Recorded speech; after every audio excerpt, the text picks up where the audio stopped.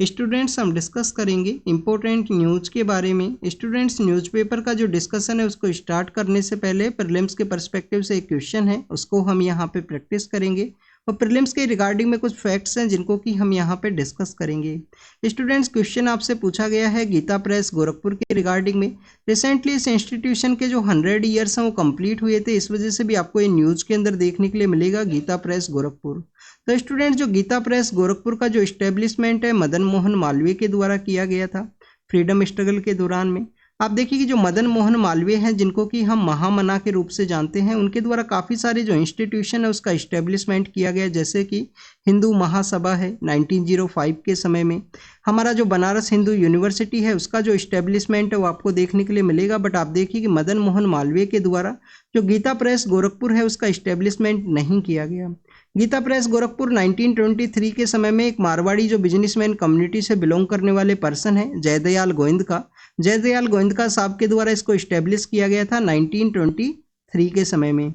आप देखिए कि लेटर फेज के अंदर में काफ़ी सारे जो पर्सन है वो ज्वाइन करेंगे गीता प्रेस गोरखपुर को, बट इनिशियल फेज के अंदर जो स्टार्ट किया गया था वो जयदयाल गोविंदका के द्वारा ही इसको स्टार्ट किया गया था।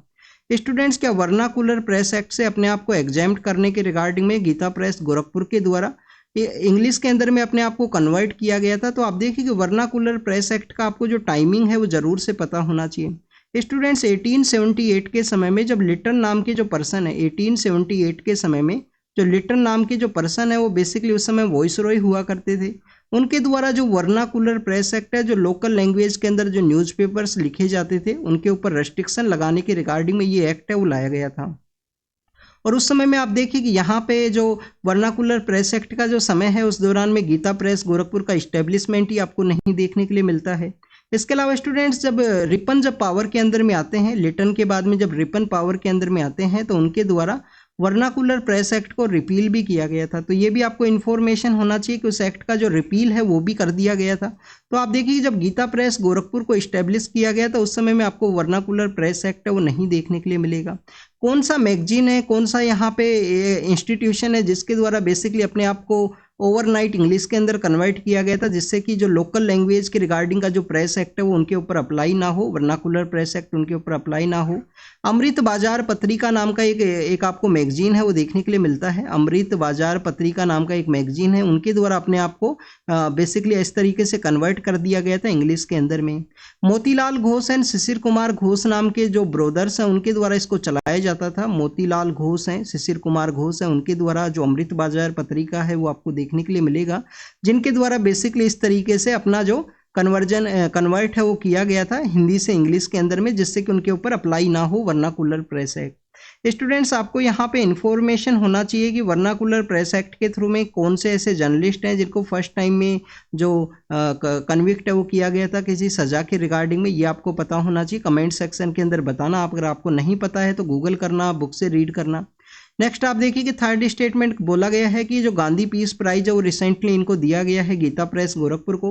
तो स्टूडेंट्स ये स्टेटमेंट है वो करेक्ट है। फर्स्ट स्टेटमेंट इनकरेक्ट है, सेकंड स्टेटमेंट इनकरेक्ट है, ओनली थर्ड स्टेटमेंट करेक्ट है। डेट मीन्स ए यहाँ पे आंसर होगा कि वन स्टेटमेंट करेक्ट है।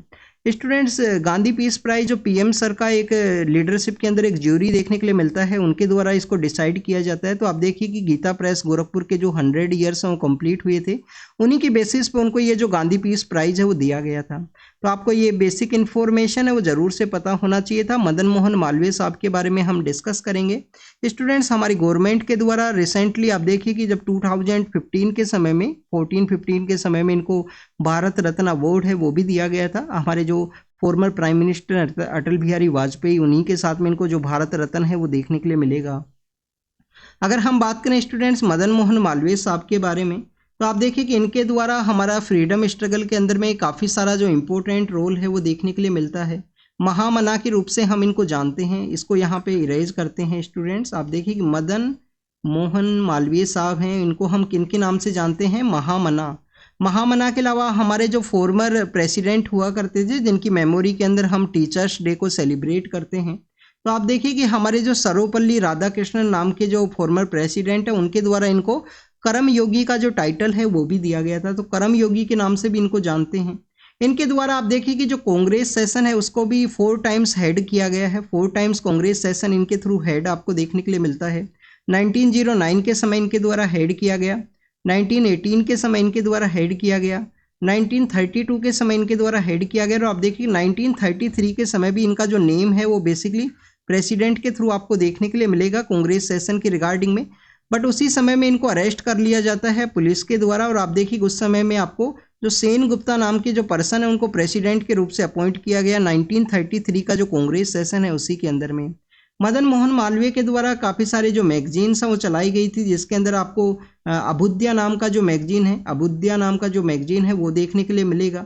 इसके अलावा आप देखिए कि इनके द्वारा आपको देखने के लिए मिलता है कि जो हिंदुस्तान है, इंडियन यूनियन है, वो भी इनके द्वारा चलाया करते थे। मर्यादा नाम का एक हिंदी आपको जो मैगजीन है, मर्यादा नाम का जो हिंदी मैगजीन है वो आपको देखने के लिए मिलता है। और मदन मोहन मालवीय साहब के द्वारा जो लीडर नाम का जो अखबार है वो भी चलाया करते थे। लीडर नाम का जो न्यूज़पेपर है वो भी आपको देखने के लिए मिलेगा। गंगा महासभा है, गंगा महासभा इनके द्वारा इस्टेब्लिश किया गया 1905 के समय में। सत्यमेव जयते जो टाइटल है, सत्यमेव जयते का जो टाइटल है, आप देखिए कि जो हमारा इंडियन मोटो के रूप से हम उसे देखते हैं, कहाँ से वो लिया गया है स्टूडेंट। सत्यमेव जयते का जो वर्ड है वो आपको मुंडोक उपनिषद से देखने के लिए मिलेगा। यूपीएससी ने 2014 के समय एक क्वेश्चन पूछ लिया गया था कि जो सत्यमेव जयते जो इंडियन मोटो के रूप से आपको देखने के लिए मिलता है, कहाँ से हमने इसको बोरो किया है। मुंडोक उपनिषद से आपको ये जो वर्ड है वो देखने के लिए मिलता है। तो ये इनका कुछ कंट्रीब्यूशन है मदन मोहन मालवीय के बारे में। गंगा महासभा आपको जरूर से पता होनी चाहिए। 1905 के समय में जो गंगा महासभा है इनके द्वारा इस्टेब्लिश किया गया था। इनके न्यूज़पेपर्स जो हैं अभुद्या है, लीडर है, हिंदुस्तान है, इंडियन यूनियन है, मर्यादा है, इन सभी के बारे में आपको जानकारी होना चाहिए। अब प्रीलिम्स के पर्सपेक्टिव से कुछ फैक्ट्स को डिस्कस करते हैं। आप देखिए कि आईआर के पर्सपेक्टिव से कुछ फैक्ट्स हैं यहाँ पे। एक आपसे क्वेश्चन पूछा गया था टेलीग्राम चैनल के ऊपर ही, कुछ 3 इंस्टीट्यूशंस के आपको नाम दिए थे। अर्लियर फेज के अंदर क्वेश्चन पूछा था स्टूडेंट्स कि कौन कौन सा ऐसा इंस्टीट्यूशन है, कौन कौन सा ऐसा प्लेटफॉर्म है या ग्रुप है जो बेसिकली आपको यहाँ पे बैंकॉक डिक्लेरेशन के थ्रू उसका इस्टेब्लिशमेंट आपको देखने के लिए मिलेगा। तो आप देखिए स्टूडेंट्स, जब हम आसियान के बारे में रीड करते हैं, साउथ ईस्ट एशिया के जो एसोसिएशन है कंट्रीज का, जिसको कि हम आसियान के रूप से जानते हैं, जिसके अंदर प्रेजेंट समय में आपको 10 कंट्रीज देखने के लिए मिलेंगे। बट 1967 के समय में, 1967 के समय जब आसियान को इस्टेब्लिश किया गया था, तो ये आपको बैंकॉक डिक्लेरेशन के थ्रू ही देखने के लिए मिलता है। आसियान के कितने कंट्रीज हैं स्टूडेंट्स, इसको याद करने का एक तरीका है, MBBS PTV LIC के रूप से इसको याद करते हैं। MBBS है, PTV है, LIC है। तो आप देखिए कि M से आप यहाँ पे मलेशिया के रूप से इसको याद कीजिए। B से आप देखिए कि जो म्यांमार का जो अर्लियर नेम हुआ करता था बर्मा, उसके रूप से आप इसको देख सकते हो। M से आप मलेशिया है, यहाँ पे म्यांमार है, आप देखिए यहाँ पे ब्रुनई है, सिंगापुर है, फिलीपाइंस है, थाईलैंड है, वियतनाम है, लाओस है, इंडोनेशिया और कंबोडिया है। ये जो 10 कंट्रीज है वो आसियान के जो मेंबर्स हैं वो आपको देखने के लिए मिलेंगे। फिर से एक बार इनको रिवाइज करते हैं। M से क्या है, मलेशिया है। मलेशिया के अलावा आप देखिए कि बर्मा एक एक्सेप्शन है, बर्मा जिसका अर्लियर नेम हुआ करता था, प्रेजेंट समय में म्यांमार उसका नेम है, तो म्यांमार है। फिर म्यांमार के बाद में आप देखिए कि ब्रुनई नाम का जो कंट्री है, ब्रुनई के अलावा सिंगापुर है, फिलीपाइंस है, जो काफ़ी बार आपको साइक्लोन की रिगार्डिंग में साउथ चाइना सी के पर्सपेक्टिव से न्यूज़ के अंदर देखने के लिए मिलेगा। और फिलीपाइंस के अंदर एशियन डेवलपमेंट बैंक भी है, इंटरनेशनल राइस रिसर्च इंस्टीट्यूशन भी है। फिलीपाइंस के अलावा यहाँ पे थाईलैंड है, वियतनाम है, लाओस है, इंडोनेशिया और कंबोडिया है। आपको यहाँ पे गोल्डन ट्राइंगल के बारे में भी पता होना चाहिए। 3 कंट्रीज है जिनका ट्राइंगल है, जहाँ से ड्रग का जो ट्रैफिकिंग है वो देखने के लिए मिलता है। एक गोल्डन क्रिसेंट है जिसके अंदर आपको ईरान, पाकिस्तान और अफगानिस्तान देखने के लिए मिलते हैं। गोल्डन ट्राइंगल है जो साउथ ईस्ट एशिया के अंदर में है, तो उसके बारे में आप जरूर से बताना है कौन कौन से कंट्रीज गोल्डन ट्राइंगल का पार्ट है, जहाँ से ड्रग का जो ट्रैफिकिंग है वो आपको देखने के लिए मिलेगा। तो ये आसियान के कंट्रीज जो फिर आता है students BIMSTEC, Bay of Bengal multi sector initiative for the technical and economic cooperation के पर्सपेक्टिव से। तो आप देखिए कि जो बिम्स्टेक का जो इस्टेब्लिशमेंट है 1997 के समय वो इस्टेब्लिशमेंट में आता है, बट इनिशियल फेज के अंदर में इसको बैंकॉक डिक्लेरेशन के थ्रू ही इस्टेब्लिश किया गया था। प्रेजेंट समय में कौन कौन से कंट्रीज हैं बिम्स्टेक के अंदर में, तो आप देखिए कि याद करने का एक तरीका है, हम काफ़ी बार एक बार रीड करते हैं। BBIN का एक कॉन्सेप्ट है, बांग्लादेश है, भूटान है, इंडिया और नेपाल है। इन 4 कंट्रीज के द्वारा एक मोटर व्हीकल एक्ट भी लाया गया था, बट वो इस्टेब्लिशमेंट में नहीं आया क्योंकि भूटान की जो पार्लियामेंट है उनके द्वारा उसको एक्सेप्ट नहीं किया गया। भूटान के लोगों का डिमांड था कि यहाँ से बाहर के लोग जब आएंगे, मोटर व्हीकल एग्रीमेंट हो जाएगा तो बाहर के लोगों का जो इंक्रीज होगा वहाँ पे मूवमेंट, और हो सकता है कि उनका जो पीस है उसको ये हार्म किया जाए, उनका जो ओवरऑल जो पीस का जो कॉन्सेप्ट है उसको हार्म यहाँ पे हो सकता है। तो स्टूडेंट्स BBIN प्लस में आप यहाँ पे MTS के नाम से इनको याद कर सकते हो। MTS में आपको देखने के लिए मिलेगा म्यांमार है, थाईलैंड है और श्रीलंका है। म्यांमार, थाईलैंड और श्रीलंका है। BBIN बांग्लादेश, भूटान, इंडिया और नेपाल है। इस तरीके से 7 कंट्रीज आपको बिम्स्टेक का जो पार्ट है उसके रूप से देखने के लिए मिलेंगे। बिम्स्टेक का सेक्रेटरीट कहाँ पे है? ढाका के अंदर इसका सेक्रेटरीट आपको देखने के लिए मिलेगा। मीटिंग्स काफ़ी इरेगुलर बेसिस पे आपको बिम्स्टेक का देखने के लिए मिलती हैं। नेक्स्ट आप देखिए SCO के बारे में है, संघाई कॉरपोरेशन ऑर्गेनाइजेशन के बारे में। 2017 के समय इंडिया और पाकिस्तान के द्वारा इसको ज्वाइन किया गया था। तो संघाई कॉरपोरेशन ऑर्गेनाइजेशन है, ये आपको किसी भी बैंकॉक डिक्लेरेशन के थ्रू नहीं देखने के लिए मिलेगा। स्पेशली जो संघाई 5 के जो कंट्रीज हैं उनके द्वारा इसको 1996 के समय इस्टेब्लिश करने के बारे में बात किया गया। एक आप देखिए कि यूरेशियन रीजन का एक पॉलिटिकल, इकोनॉमिक, इंटरनेशनल जो सिक्योरिटी एंड डिफेंस का एक ऑर्गेनाइजेशन है जो चाइना और रसिया के द्वारा जिसको इस्टेब्लिश किया गया था। संघाई 5 नाम की जो कंट्रीज है उसके रिगार्डिंग में आपसे क्वेश्चन पूछा जा सकता है। तो आपको यहाँ पे 3 कंट्रीज तो बेसिकली सेंट्रल एशियन कंट्रीज देखने के लिए मिलेंगे। कौन कौन से? कजाकिस्तान है, किर्गिस्तान है, कजाकिस्तान और किर्गिस्तान है और ताजिकिस्तान है, और फिर चाइना और रसिया हैं। ये 5 कंट्रीज को संघाई 5 के नाम से जानते हैं। बाद में किसके द्वारा ज्वाइन किया गया इस ग्रुप को? ये 5 कंट्रीज है। उसके बाद में आप देखिए यहाँ पे उज्बेकिस्तान के द्वारा ज्वाइन किया गया। उज्बेकिस्तान के ज्वाइनिंग के बाद में आपको इंडिया और पाकिस्तान का ज्वाइनिंग देखने के लिए मिलता है। 2017 के समय में उफा के अंदर एक मीटिंग होती है जब डिसाइड किया गया था कि इंडिया पाकिस्तान को जो यहाँ पे मेंबर है वो बनाया जाएगा। और आप देखिए कि रिसेंटली जो ये SCO को ज्वाइन किया गया है ईरान के द्वारा रिसेंटली SCO को ज्वाइन किया गया है। SCO का इस्टेब्लिशमेंट आपको बैंकॉक डिक्लेरेशन के थ्रू नहीं देखने के लिए मिलेगा, ये भी आपको याद होना चाहिए। स्टूडेंट्स नेक्स्ट अगर हम न्यूज़ के बारे में डिस्कस करें, PM सर के द्वारा अपना जो नॉमिनेशन है वाराणसी से उन्होंने अपना जो नॉमिनेशन है वो फाइल किया है। वाराणसी स्टूडेंट्स आपको न्यूज़ के अंदर में देखने के लिए मिलेगा काफ़ी बार अलग अलग रीजन्स की वजह से। PM सर के द्वारा वहाँ पे नॉमिनेशन किया गया है। ये एक आपको देखिए कि उनके द्वारा 3rd टाइम्स जो नॉमिनेशन है वो वाराणसी से आपको देखने के लिए मिलता है PM सर का। इससे पहले गुजरात से वो लेजिस्लेटिव असेंबली के जो मेंबर हैं वहाँ पे जब वो CM हुआ करते थे, जब से उन्होंने मेंबर ऑफ पार्लियामेंट के लिए इलेक्शन को कंटेस्ट किया है। तो इनिशियल फेज के अंदर में आप देखिए कि जब उनके द्वारा मेंबर ऑफ पार्लियामेंट का इलेक्शन को कंटेस्ट किया गया था 2 सीट से इन्होंने कंटेस्ट किया था। एक सीट बेसिकली गुजरात का है और एक सीट ये वाराणसी का सीट हुआ करता था। तो आपको यहाँ पे 2 सीट्स का कॉन्सेप्ट भी पता होना चाहिए। 1996 के समय एक एक्ट है वो लाया गया जिसके थ्रू एक पर्सन के द्वारा 2 सीट का जो एरिया है वहीं से इलेक्शन है वो कंटेस्ट किया जा सकता है। नॉमिनेशन पेपर्स को यहाँ पे फाइल किया गया है। तो आपको यहाँ पे जो मेंबर ऑफ पार्लियामेंट के जो कैंडिडेट हुआ करते हैं, मेंबर ऑफ पार्लियामेंट के इलेक्शन के रिगार्डिंग में जो कैंडिडेट हुआ करते हैं उनके द्वारा भी बेसिकली आप देखिए कि एक ओथ है उसको कैरी किया जाता है। उनके द्वारा भी एक ओथ है वो आपको देखने के लिए मिलता है।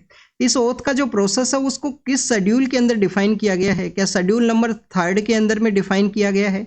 शेड्यूल नंबर 4 के अंदर में आप देखिए कि राज्यसभा का सीट्स आपको देखने के लिए मिलेगा। तो member of parliament, member of legislative assembly के जो कैंडिडेट्स हुआ करते हैं उनके द्वारा भी एक ओथ को कैरी किया जाता है जो कि आपको शेड्यूल 3 के अंदर में उसके बारे में मेंशन किया गया है। शेड्यूल 3 के अंदर आपको जो कैंडिडेट्स का जो बेसिकली ओथ है वो भी देखने के लिए मिलेगा। इलेक्शन इलेक्ट होने के बाद में आप ओथ लेते हो वो भी उसी के अंदर मेंशन है, बट एक जो आपको ओथ का जो प्रोसेस है जो कैंडिडेट्स का भी देखने के लिए मिलेगा। हमारे जो मिनिस्टर ऑफ होम अफेयर्स है उनके द्वारा आर्टिकल 370 का जो रिवोक प्रोसेस है उसको राइट बताया गया है। आप देखिए कि रिसेंटली जम्मू एंड कश्मीर के अंदर जो वोटिंग का जो परसेंटेज है वो इंक्रीज हुआ है। उन्हीं के जो लास्ट ईयर के समय में जब वोटिंग का जो टर्नआउट था उसके रिगार्डिंग में अगर हम डिस्कस करें तो आर्टिकल 370 के अंदर जम्मू एंड कश्मीर को कुछ स्पेशल पावर्स हुआ करते थे वो आपको देखने के लिए मिलता है। बट आप देखिए कि हमारे यहाँ पे काफ़ी सारे स्टेट्स को भी कुछ पावर्स हैं, कुछ स्पेशल प्रोविजंस हैं। पावर्स तो नहीं बोल सकते, कुछ प्रोविजंस आपको देखने के लिए मिलेंगे। जैसे कि आप देखिए आर्टिकल 371 के बारे में अगर हम बात करें तो 371 के अंदर में गुजरात और महाराष्ट्र जो फर्स्ट यहाँ पे स्टेट्स को क्रिएट किया गया था आफ्टर द स्टेट रीऑर्गेनाइजेशन के बाद में, उनके रिगार्डिंग में कुछ प्रोविजन देखने के लिए मिलेगा। आर्टिकल 371A है स्टूडेंट्स, यहाँ पे आपको नागालैंड के पर्सपेक्टिव से कुछ प्रोविजन देखने के लिए मिलता है और बाद में काफ़ी सारे यहाँ पे जो एरियाज़ हैं, काफ़ी सारे स्टेट्स हैं जिनके रिगार्डिंग में कुछ प्रोविजंस हैं, उनको मेंशन किया गया है आर्टिकल 371 के अंडर में। गोवा भी है, कर्नाटका का भी रीजन है, सिक्किम का भी पार्ट है, आंध्र प्रदेश के अंदर जो सेंट्रल यूनिवर्सिटी है उसके रिगार्डिंग में भी प्रोविजन आपको 371E के अंदर देखने के लिए मिलता है। नेक्स्ट अगर हम डिस्कस करें स्टूडेंट्स रफ़ा के बारे में है, आप देखिए कि रफ़ा के अंदर एक इंडियन आर्मी से बिलोंग करने वाले फॉर्मर जो ऑफिसर हैं वो वहाँ पे वर्क किया करते थे। यूएन का एक ऑर्गेनाइजेशन है, यूएन का जो डिपार्टमेंट है सेफ्टी एंड सिक्योरिटी के रिगार्डिंग में वहाँ पे ये वर्क किया करते थे। उनका वहाँ पे डेथ हुआ है स्टूडेंट्स रफ़ा के अटैक के दौरान में। रफ़ा कहाँ पे सिचुएटेड है? जब भी हम गाजा स्ट्रिप के बारे में डिस्कस करते हैं, सपोज कीजिए इजराइल है, इजराइल का ये जो पार्ट है गाजा स्ट्रिप का जो एरिया है, यहाँ पे जो सदर्न पार्ट है जो कि यहाँ पे सिनाई पेनिनसुला जो साइनाई पेनिनसुला है उसके साथ में एरिया शेयर करता है। तो आप देखिए कि इसी एरिया को बेसिकली हम यहाँ पे जो रफ़ा के नाम से जानते हैं। रफ़ा बॉर्डर अर्लियर फेज के अंदर में इजराइल के कंट्रोल के अंदर आपको नहीं देखने के लिए मिलता था। जो गाजा से एंट्री और एग्जिट के 3 एरियाज़ हैं जिसमें 2 एरियाज़ को कंट्रोल किया जाता था इजराइल के द्वारा। एक एरिया का जो कंट्रोल है वो आपको इजराइल के थ्रू वो आपको इजिप्ट की जो फोर्सेज है उनके थ्रू देखने के लिए मिलेगा, जो रफ़ा का एरिया था। अब रफ़ा के ऊपर भी अटैक किया गया है इजराइल की फोर्सेज के द्वारा। क्या स्टूडेंट्स ये क्वेश्चन आपसे पूछ लिया जाएगा क्या गाजा स्ट्रिप का जो एरिया है उनके द्वारा क्या एयर को एक्सेस किया जाता है? एयर का जो ट्रेवल है क्या उसका एक्सेस यहाँ पे पॉसिबल है गाजा स्ट्रिप के रिगार्डिंग में? तो स्टूडेंट्स एयर का जो ट्रेवल है वो पॉसिबल नहीं है। क्या उनके द्वारा मेडिटेरियन का जो रीजन है उसको भी एक्सेस किया जाता है? तो डायरेक्टली जो एक्सेस है वो आपको नहीं देखने के लिए मिलेगा। तो this is all the information Rafah के बारे में है। ईस्टर्न पार्ट ऑफ मेडिटेरियन, ये जो एरिया है ईस्टर्न पार्ट ऑफ मेडिटेरियन का है स्टूडेंट। तो ईस्टर्न पार्ट ऑफ मेडिटेरियन को लेवेंट का जो वर्ड है उसके रूप से भी जाना जाता है। यूएस का एक प्रोसेस आपको देखने के लिए मिलता है जिसको कि हम काटसा के नाम से जानते हैं। काटसा क्या है स्टूडेंट्स की काउंटर करना है कि अमेरिका का जो एडवर्सरीज हैं वो बेसिकली सैंक्शन लगाते हैं कि ईरान के साथ में अगर किसी ने वर्क यहाँ पे कैरी किया है, ईरान के अलावा आप देखिए कि नॉर्दर्न कोरिया है, रसिया है, ऐसे 2-3 कंट्रीज आपको देखने के लिए मिलते हैं काटसा के अंदर में। यूएस के द्वारा ऐसे कुछ कंट्रीज को डेजिग्नेट किया गया है, उनके साथ में अगर आप ट्रेड को कैरी करते हो, उनके साथ में आपके द्वारा कुछ भी यूएस के जो इंटरेस्ट है उनको हार्म करने का कोशिश किया गया तो उनके द्वारा काटसा लगा दिया जाएगा, सैंक्शंस इम्पोज कर दिए जाते हैं। इंडिया और ईरान का जो 10 ईयर का पैक्ट हुआ है उसके लिए भी पोटेंशियल रिस्क है, उसको यहाँ पे देखा गया है कि यूएस के द्वारा बेसिकली जो सैंक्शंस है वो क्या उनको इम्पोज किया जा सकता है। अर्लियर फेज के अंदर में इंडिया को जो एग्जेम्पशन है वो दिया गया था यूएस के द्वारा। ईरान से आप अपना जो ऑयल है उसको भी इंपोर्ट कर सकते हो, चाहबार पोर्ट के अंदर इन्वेस्टमेंट भी कैरी कर सकते हो। आप देखिए कि चाहबार पोर्ट के अंदर में एक टर्मिनल है जिसको कि हम शाहिद बाहिस्ती टर्मिनल के नाम से जानते हैं। कहाँ पे ये सिचुएटेड है चाहबार पोर्ट, ये आपको पता होना चाहिए। एक प्रोविंस है सिस्तान बलूचिस्तान नाम का जो प्रोविंस है, एक बलूच का जो रीजन है, बलूच कम्युनिटी का जो पॉपुलेशन पाया जाता है। सपोज कीजिए ये एक सर्किल है, यहाँ पे आपको सिस्तान बलूचिस्तान देखने के लिए मिलेगा, यहाँ पे आपको जो पाकिस्तान देखने के लिए मिलता है और ये सपोज कीजिए सदर्न पार्ट ऑफ अफगानिस्तान है। तो ये जो सर्किल का जो एरिया है यहाँ पे बलूच पीपल्स का डोमिनेशन देखने के लिए मिलता है, इसके लिए उसको बलूचिस्तान के रीजन के रूप से जानते हैं। ये 3 कंट्रीज के अंदर में इसका एरिया है स्टूडेंट्स। यहाँ पे जो प्रोविंस है ईरान के अंदर में उसका नाम है सिस्तान बलूचिस्तान, जहाँ पे भी चाहबार पोर्ट है वो सिचुएटेड है। चाहबार पोर्ट का एक टर्मिनल इंडिया को मिला है जिसको कि हम क्या जानते हैं, सिस्तान बलूचिस्तान के रूप से। Next is regarding the Nisar के बारे में है। निसार क्या है students? NASA ISRO synthetic aperture जो रडार है। तो निसार नाम का जो सैटेलाइट है वो किनका है? आपको नासा का भी देखने के लिए मिलेगा, नासा है, इसरो भी है। आप देखिए कि नासा और इसरो का रोल है यहाँ पे निसार के पर्सपेक्टिव से। स्टूडेंट्स निसार को लॉन्च किया जाएगा नवंबर के समय में। इसका अर्लियर फेज के अंदर पहले लॉन्चिंग समय था, अब यूएस के द्वारा कुछ उसके अंदर चेंजेस किए गए हैं। इसके अंदर में आपको 2 बैंड्स देखने के लिए मिलते हैं, एस बैंड है, एल बैंड है। आप देखिए कि एस बैंड को इसरो के द्वारा प्रोवाइड किया जाएगा। एल बैंड का जो कॉन्सेप्ट है वो आपको यूएस के थ्रू देखने के लिए मिलता है। एक लार्जर एंटीना आपको देखने के लिए मिलेगा। 14 to 15 डेज के अंदर में अर्थ का जो कंप्लीट राउंड है उसको कैरी किया जा सकता है निसार नाम का जो सैटेलाइट है उनके द्वारा। स्टूडेंट्स इसके अलावा आप देखिए कि जो टेक्टोनिक मूवमेंट है, जो यहाँ पे वाटर का जो अवेलेबिलिटी है किसी भी वाटर बॉडी के अंदर में, उन सभी के बारे में जो इन्फॉर्मेशन है इस निसार सैटेलाइट के थ्रू देखने के लिए मिलेगा। तो यहाँ पे इंटरव्यू के अंदर एक क्वेश्चन पूछा गया था, क्या हमारी जो आर्कोलॉजिकल साइट्स हैं उनको भी बेसिकली यहाँ पे जो आर्कोलॉजिकल रिमेन्स हैं उनको भी बेसिकली निसार सैटेलाइट के द्वारा क्या रिव्यू किया जा सकता है, उनको भी यहाँ पे कंप्लीटली कवर किया जाएगा। तो students Nisar satellite water bodies है, अर्थ का जो टेक्टोनिक मूवमेंट है उसके पर्सपेक्टिव से है, बट आप देखिए आर्कोलॉजिकल जो ब्यूरियल्स हैं, जो साइट्स हैं, उनको नहीं किया जा सकता है निसार सैटेलाइट के द्वारा। इंटरव्यू के अंदर ही इनके क्वेश्चन का जवाब के अंदर इनके द्वारा बताया गया। इसरो की कुछ फ्यूचर जो प्रोजेक्ट्स हैं उनके बारे में बताया गया है। जो गगनयान मिशन है, इंटरनेशनल स्पेस स्टेशन के रिगार्डिंग में डोक का जो कॉन्सेप्ट है जिसको लॉन्च किया गया है, तो उन्हीं के पर्सपेक्टिव से यहाँ पे डिस्कस किया गया है। निसार के बारे में आपको इन्फॉर्मेशन होना चाहिए, नासा और इसरो का है, नासा और इसरो के द्वारा इसको डेवलप किया गया है। क्वेश्चन आपसे पूछा जा सकता है। यंग पीपल्स के बारे में है, यहाँ पे कोटा जो कोचिंग इंस्टीट्यूशंस के लिए जाना जाता है, 10th-12th के रिगार्डिंग में जो कोचिंग हुआ करती हैं, entrance examination for the medical colleges and that engineering colleges के पर्सपेक्टिव से, तो वहाँ पे किसी एक पर्सन के द्वारा जो सुसाइड है उसको कैरी किया गया एग्जामिनेशन से जस्ट पहले। तो इनके द्वारा बताया गया है कि यहाँ पे हमारे जो यंग चिल्ड्रंस हैं that are unable to cope with the जो प्रेशर है, सोसाइटल जो प्रेशर है उसके रिगार्डिंग में यहाँ पे कहा गया है।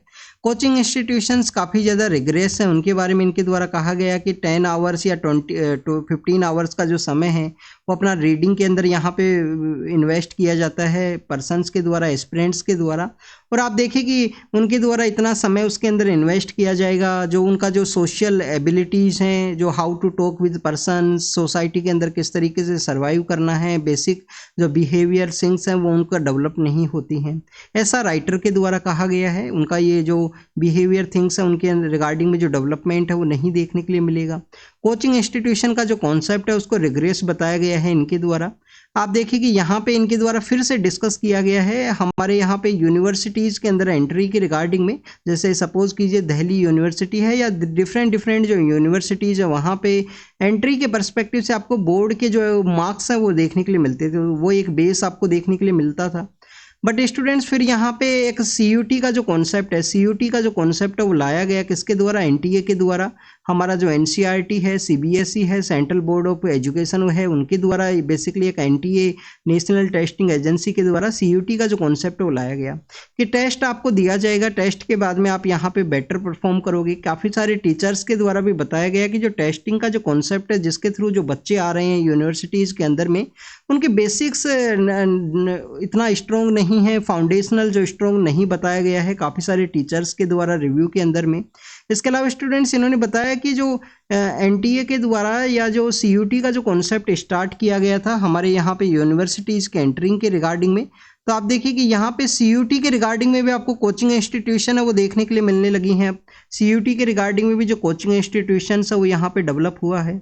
और स्टूडेंट्स आपको देखने के लिए मिलेगा कि अब चिल्ड्रंस जो स्टूडेंट्स हैं वो बेसिकली CUT के थ्रू उनका कोचिंग इंस्टीट्यूशंस के अंदर एंट्री हुआ। तो बेसिक इस कॉन्सेप्ट को क्यों स्टार्ट किया गया था कि कोचिंग इंस्टीट्यूशंस को एलिमिनेट करना है, बोर्ड कॉन्सेप्ट का जो स्कूल कोचिंग देखने के लिए मिलती है बोर्ड के रिगार्डिंग में, तो वो कोचिंग इंस्टीट्यूशंस को एलिमिनेट करना था। बट आप देखिए कि CUT का फिर से कोचिंग इंस्टीट्यूट डेवलप हुआ है। काफ़ी सारी UPSC की जो कोचिंग्स हैं उनके द्वारा ही CUT के रिगार्डिंग में जो कोचिंग CUT का जो कॉन्सेप्ट है उसको स्टार्ट किया गया। नेक्स्ट अगर हम बात करें NHRC के बारे में है, NHRC के बारे में आपको पता होना चाहिए कि इसका जो सब कमेटी ऑन एक्रीडिएशन है, सब कमेटी ऑन एक्रीडिएशन है, उसके द्वारा NHRC का जो स्टेटस है उसको डेफरल कर दिया गया है। इनका जो A क्लास स्टेटस है वो नहीं दिया गया है। तो स्टूडेंट्स उसी के रिगार्डिंग में डिस्कस किया गया कि जो पेरिस एग्रीमेंट है, जो पेरिस प्रिंसिपल्स है उसके ऊपर वर्क करते हैं जो जितने भी हमारे यहाँ पे जो ह्यूमन राइट के जो इंस्टीट्यूशंस है वर्ल्ड के अंदर में, कुछ 6 प्रिंसिपल आपको देखने के लिए मिलते हैं कि यहाँ पे मैंडेट एंड जो कॉम्पिटेंस है, इंस्टीट्यूशन का जो मैंडेट और कॉम्पिटेंस है वो होना चाहिए।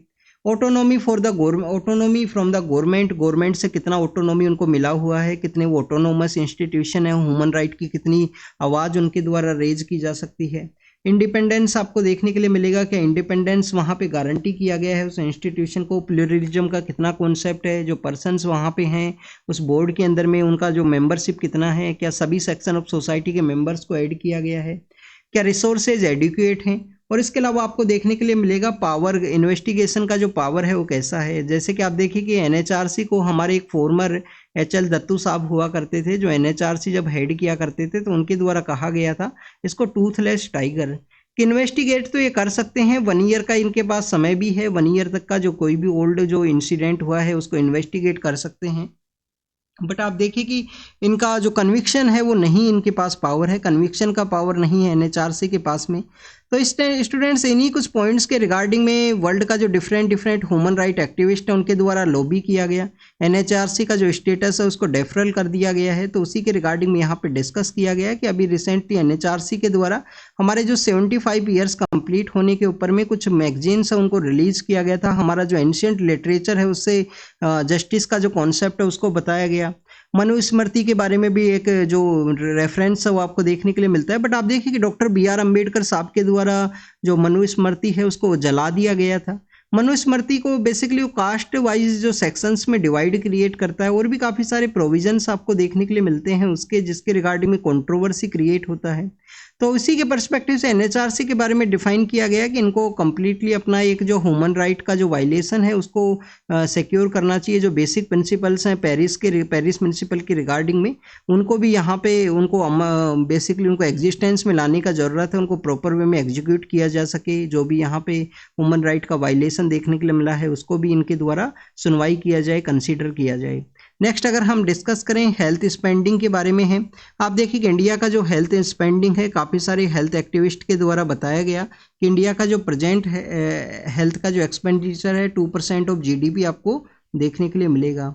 स्टूडेंट 2.5% ऑफ जीडीपी इंडिया का एक मैंडेट है, नेशनल हेल्थ पॉलिसी है 2017 का, जिसके अंदर बताया गया था 2.5% ऑफ जीडीपी का जो आपको एक्सपेंडिचर है वो करना है किसके अंदर में, हेल्थ सेक्टर के अंदर में। तो इसके अलावा आप देखिए कि जो ब्रिक्स का जो कंट्रीज है उसके अंदर भी आपको लोवेस्ट जो एक्सपेंडिचर है वो देखने के लिए मिलेगा इंडिया का हेल्थ के इंफ्रास्ट्रक्चर के अंदर में, और भी काफ़ी सारी रीजन्स है यहाँ पे।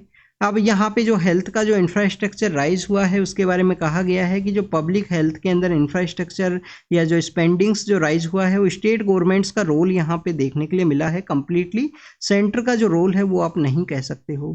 तो उसी के रिगार्डिंग कुछ डाटाज के पर्सपेक्टिव से डिस्कस किया गया। कंटेम्प्ट ऑफ कोर्ट, कंटेम्प्ट का जो केस है उसको बेसिकली यहाँ पे रखा गया है किसके द्वारा, सुप्रीम कोर्ट के द्वारा जजमेंट डिलीवर नहीं किया गया पतंजलि के केस के अंदर में। कंटेम्प्ट आपको पता होना चाहिए, कंटेम्प्ट वर्ड मेंशन नहीं है, आर्टिकल 29 के अंदर में बेसिकली कुछ बेसिक प्रोविजंस को मेंशन किया गया है कंटेम्प्ट के ही पर्सपेक्टिव से। नेक्स्ट आप देखिए कि यहाँ पे चाइना और म्यांमार का जो मॉड्यूल है, जो NSCIN-IM जो खापलांग का जो ग्रुप हुआ करता है उसका आप देखिए, खापलांग है, IM का एक कॉन्सेप्ट अलग से है, अलग अलग ग्रुप्स हैं। बेसिकली एक कुछ इंसर्जेंट ऑर्गेनाइजेशंस हुआ करते थे जिनके साथ में इंडियन गवर्नमेंट के द्वारा 2015 के समय में एग्रीमेंट्स उनको साइन किया गया था। नागालैंड के स्पेशली जो कुछ इंसर्जेंट ऑर्गेनाइजेशंस हैं, तो कुछ चाइना और म्यांमार के अंदर में जो मॉड्यूल्स हैं NSCN-IM के कुछ मॉड्यूल्स हैं उनके द्वारा मणिपुर के अंदर जो वायलेंस इंक्रीज हुआ उसके अंदर उनका भी कुछ रोल है वो देखने के लिए मिलता है। ये मणिपुर के अंदर वायलेंस के इंक्रीज के रिगार्डिंग उनके रोल को डिस्कस किया गया है NIA के द्वारा, नेशनल इन्वेस्टिगेशन एजेंसी के द्वारा। NIA का इस्टेब्लिशमेंट कब किया गया था स्टूडेंट, 26/11 का इंसिडेंट है, उसके बाद में आपको NIA का इस्टेब्लिशमेंट देखने के लिए मिलता है।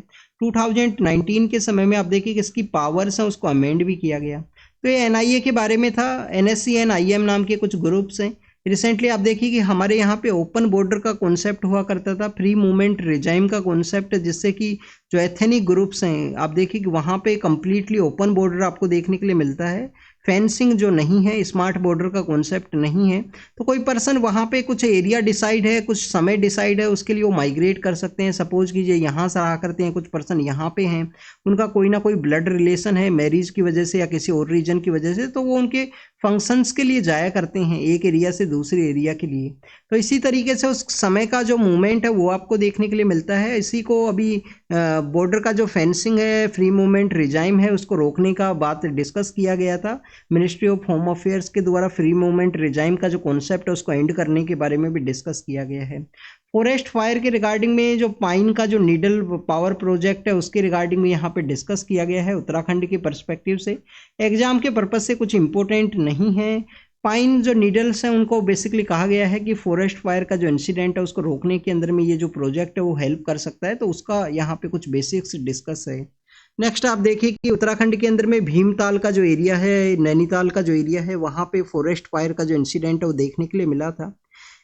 नेक्स्ट अगर हम डिस्कस करें, आप देखिए कि यहाँ पे जो न्यूज़ को डिस्कस किया गया है पीओके के बारे में, एग्जाम के पर्पज से बिल्कुल इम्पोर्टेंट नहीं है। पाकिस्तान ऑक्यूपाइड जो कश्मीर का एरिया है, जो बेसिकली इंडिया का ही पार्ट है, पाकिस्तान का जो एरिया पाकिस्तान के द्वारा उसको कैप्चर किया गया था, स्टूडेंट्स उनको ऑक्यूपाइड किया गया है। बेसिकली ये इंडिया यूनाइटेड इंडिया का ही जो पार्ट, इंडिया का ही जो कंप्लीट पार्ट है वो आपको देखने के लिए मिलेगा। तो वहाँ पे कुछ प्रोटेस्ट की वजह से न्यूज़ के अंदर है, एग्जाम के पर्पज से नहीं इंपॉर्टेंट है। जॉर्जिया के अंदर में कोई बिल की रिगार्डिंग में लेजिस्लेचर्स उनका कन्फ्लिक्ट देखने के लिए मिला है। नेक्स्ट आप देखिए कि गूगल के द्वारा एआई के जो जनरेटेड जो आंसर्स हैं उसको भी सर्च इंजन्स के अंदर में यूज किया जाएगा। बट हो सकता है कि स्टूडेंट्स एआई के जो जनरेटेड आंसर है वो ऑथेंटिक आंसर ना हो, तो गूगल का जो ऑथेंटिसिटी है, जब आप गूगल करते हो कोई रिपोर्ट आपको ऑथेंटिक मिले या ना मिले, बेटर रिजल्ट्स आपको यहाँ पे मिले, तो उसके ऊपर इम्पैक्ट भी, इसका कंसर्न्स भी एक देखने के लिए मिले हैं। काफ़ी सारे लोगों के द्वारा कंसर्न्स को रेज किया गया है। रसिया में के अंदर पुतिन फिर से पावर के अंदर आए हैं, उनके द्वारा एक पर्सन को अपॉइंट किया गया। तमिलनाडु के अंदर में आप देखिए कि सिविल वॉर का जो समय है उसके रिमेंबर की रिगार्डिंग भी एक डे यहाँ सेलिब्रेशन देखने के लिए मिला था। तो तमिलियन कम्युनिटी के कुछ पर्सन्स हैं उनको कि बेसिकली अरेस्ट कर लिया गया। पहले आपको लिबरेशन ऑफ तमिल टाइगर इलम का एक कॉन्सेप्ट देखने के लिए मिलता है। तमिलियन पॉपुलेशन है श्रीलंका के अंदर, नॉर्दर्न पार्ट के अंदर आपको देखने के लिए मिलेगा, जिसको कि हम जाफना का जो प्रोविंस का एरिया है उसके रूप से जानते हैं। इंडिया श्रीलंका भी आप देखिए कि जो कच्चा थी वो आइलैंड है, उसकी वजह से न्यूज़ के अंदर है। इनका जो डेप्थ का जो सिचुएशन है उसके अंदर इंडिया का जो रोल है, जिसमें पेरिस, आप देखिए कि पेरिस कमेटी भी आपको देखने के लिए मिलती है। पेरिस का जो इनफॉर्मल जो क्रेडिटर्स हैं उनका एक कमेटी आपको देखने के लिए मिलेगा श्रीलंका के डेप्थ के रिगार्डिंग में। और श्रीलंका का जो नॉर्दर्न पार्ट है स्टूडेंट्स, यहाँ पे आपको जाफना प्रोविंस देखने के लिए मिलेगा। गाजा स्ट्रिप के बारे में है, वहाँ पे किसी तरीके से जो बैटल है वो ना देखने के लिए मिले, कन्फ्लिक्ट लार्जर लेवल के ऊपर स्प्रेड ना हो, तो उसी के ट्रूस कॉन्सेप्ट के बारे में डिस्कस किया गया है। तो this is all the information related to the today's newspaper. आप इसको रीड कीजिए, रिवाइज कीजिए, जो भी इंफॉर्मेशन आपको मिला हो उसको नोट डाउन कीजिए। Thank you students, thank you very much.